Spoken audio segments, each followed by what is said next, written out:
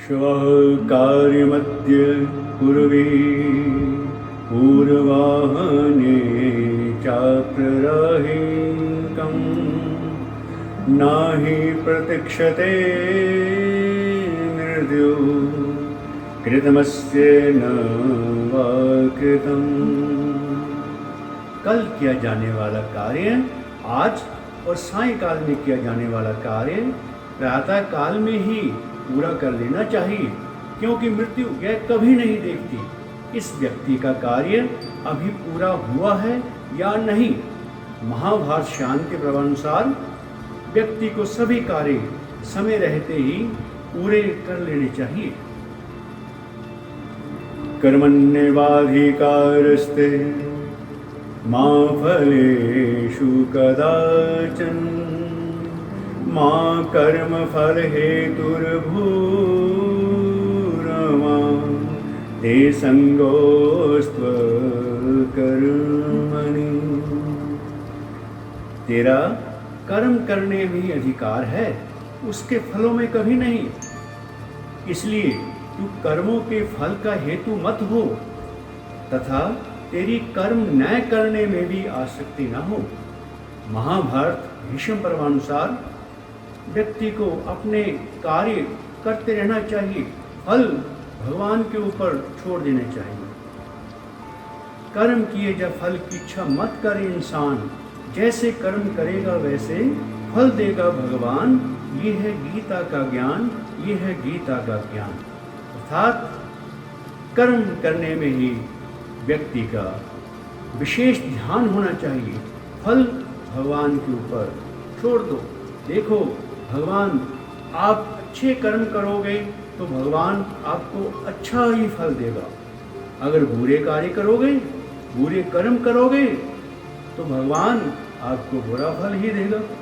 षड्दोषा पुरुषनेह हातव्या भूतिमिच्छता निद्रा तंद्रा भयं क्रोध आलस्यं दीर्घसूत्रदा। कल्याण की कामना रखने वाले पुरुष को निद्रा, तंद्रा, भय, क्रोध, आलस्य तथा दीर्घ सूत्रता, इन 6 दोषों का परित्याग कर देना चाहिए। महाभारत अद्योग पर्व में लिखा है कि यह मनुष्य के शत्रु हैं, 6 शत्रु हैं। इनमें से एक भी शत्रु आपके मन में घर कर गया तो मनुष्य जीवन व्यर्थ हो जाता है। अर्थात इन 6 दोषों का परित्याग कर देना चाहिए। क्रोधमुत्पतितं हित्वा सुशीलोऽपीतुमत्सर अर्चयेद् तिथिं प्रीते परत्रहितभूते। परलोक में कल्याण की प्राप्ति के लिए मनुष्य को अपने प्रकट हुए क्रोध को भी रोककर मत्सरता का त्याग करके सुशीलता और प्रसन्नता पूर्वक अतिथि की सेवा करनी चाहिए। महाभारत आश्वेध पर्व में लिखा है कि अतिथि देवो भव, अतिथि देवता समान होता है।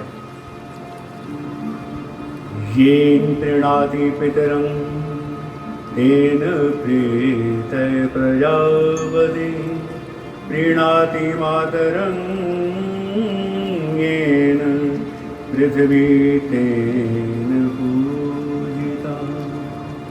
मनुष्य जिस व्यवहार से पिता को प्रसन्न करता है उससे भगवान प्रजापति प्रसन्न होते हैं।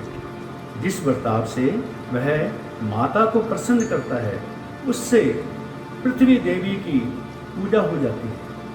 महाभारत अनुशासन पर्वानुसार सर्वदेवों में पिता और सर्वतीर्थमय माता।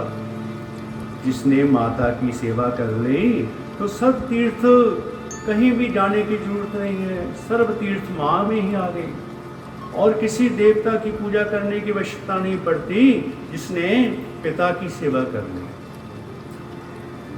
नये देवा दंडमादाय रक्षन्ति पशु पार्वत यं तु रक्षेतुमिच्छन्ति बुद्ध्या संभिव्यन्ति ताम्। देवता लोग चरवाहों की तरह डंडा लेकर पहरा नहीं देते। उन्हें जिसकी रक्षा अभिष्ट होती है उसे वे उत्तम बुद्धि प्रदान कर देते हैं। अर्थात बुद्धि के द्वारा मनुष्य अपने कार्य सिद्ध कर लेता है। महाभारत अद्योग पर्वानुसार देवता किसी न किसी रूप में आते हैं, उनको बुद्धि प्रदान कर देते हैं, जिनके कार्य बुद्धि से सिद्ध हो जाते हैं। अर्थात मनुष्य को बुद्धि रूपी शस्त्र को अवश्य प्रयोग करना चाहिए।